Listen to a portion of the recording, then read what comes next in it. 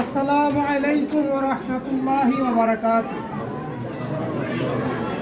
আমি শুকরিয়া আদায় করছি সেই মহান আল্লাহ তাআলার নিকট, যিনি আজ আমাকে এখানে কিছু কথা বলার জন্য আপনাদের সামনে দাঁড়াবার শক্তি এবং সাহায্য করেছেন। সেই জন্য মহান আল্লাহ তাআলা রাব্বুল আলামিনের কাছে আমি শুকরিয়া আদায় করি, আলহামদুলিল্লাহ।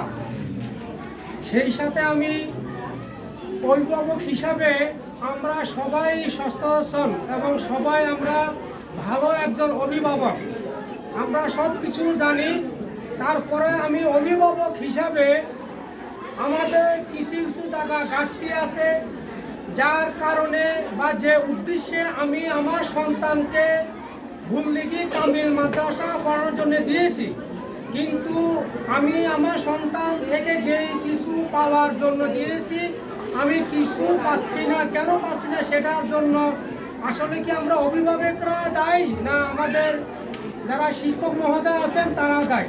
কিন্তু আমি ব্যক্তিগতভাবে দীর্ঘদিন এই মাদ্রাসা লেখাপড়া করেছি এবং আমার সন্তানরা এই মাদ্রাসা থেকে লেখাপড়া করে বাইরে হয়ে গেছেন, অনেকে করতেছেন।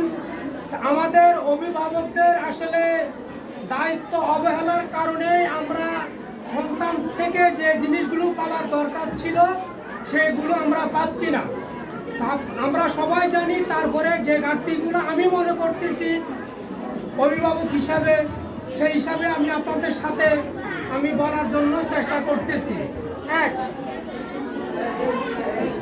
আপনার বা আমার সন্তান আমি মাদ্রাসা দিয়েছি, এখানে দৈনিক 4 ঘন্টা 5 ঘন্টা মাদ্রাসা থাকে, বাকি সময়গুলো আমার সন্তান কোথায় থাকে? আমার কাছে থাকে।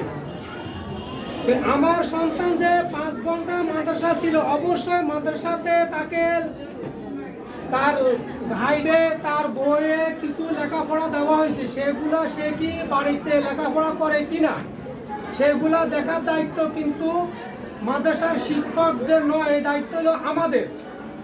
এগুলো আমরা অনেকেই পালন করি না। যদি পালন করতাম তাহলে আজ আমাদের সন্তান আরো অনেক ভালো পর্যায়ে যেত। আলহামদুলিল্লাহ, আমরা আমাদের সন্তানের প্রতি আমরা খুবই দায়িত্বশীল, দায়িত্ব পালন করি। কোনগুলা দেখেন, আমরা আমাদের সন্তানের যথায় সময় আমরা মোবাইল ব্যবহার করতে দিচ্ছি, যথায় সময় তার পোশাক পরিধান করতে দিচ্ছি, কিন্তু আমার সন্তানকে আমি মাদ্রাসা দিচ্ছি, মাদ্রাসা যে ড্রেস কোড সেটা পরিধান করছি কিনা সেই দিকে আমরা খেয়াল করতেছি না। আর যে মোবাইল ব্যবহার করতে দিচ্ছি সেই মোবাইল আমাকে আখিরাত এবং পরকাল, ইহকাল পরকাল দুই কাল আমাকে সেই বক্ষণ করতেছে। আমার সমস্ত যত আমল আছে সব আমলগুলো সে শেষ করে দিচ্ছে।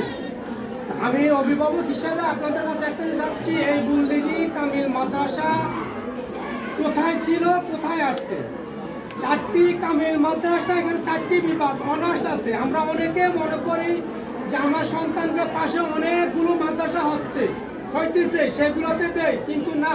আমি মনে করি যারা আমরা অভিভাবক হিসাবে এখন আমাদের ছাত্রদেরকে, আমাদের সন্তানদেরকে বুলদিঘি কামিল মাদ্রাসা দিয়েছি, এখান থেকে আমরা যদি ইচ্ছা করি, আমরা যদি চেষ্টা করি এবং টিচারদের সাথে যদি আমরা সমন্বয় করি, এখান থেকে আমার সন্তান ডাক্তার, ইঞ্জিনিয়ার, মাওলানা, ইহকাল পরকাল দুইটাই আমরা পাবো। আর আমাদের উদ্দেশ্য একটি, আমরা ইহকাল এবং পরকাল যেন আমরা পাই। আর বিশেষ করে মাদ্রাসা থেকে যে জিনিসগুলো কাউন্সিল করার দরকার, যেগুলো সেগুলো হলো আসলে ছাত্রদের প্রতি কি মাদ্রাসার পক্ষ থেকে। আগে যখন আমি বুলদিঘি কামিল মাদ্রাসা লেখাপড়া করছি, রাত্রে আমার সন্তান আমরা পড়ি কিনা মাদ্রাসার টিচাররা রাত্রে হঠাৎ করে বলতো না যে আজকে অমুক বাড়িতে যাওয়া হবে। আমার বাড়ি মাদ্রাসার নিকটে, তারপর রাত্রে দেখা গেছে অনেক টিচার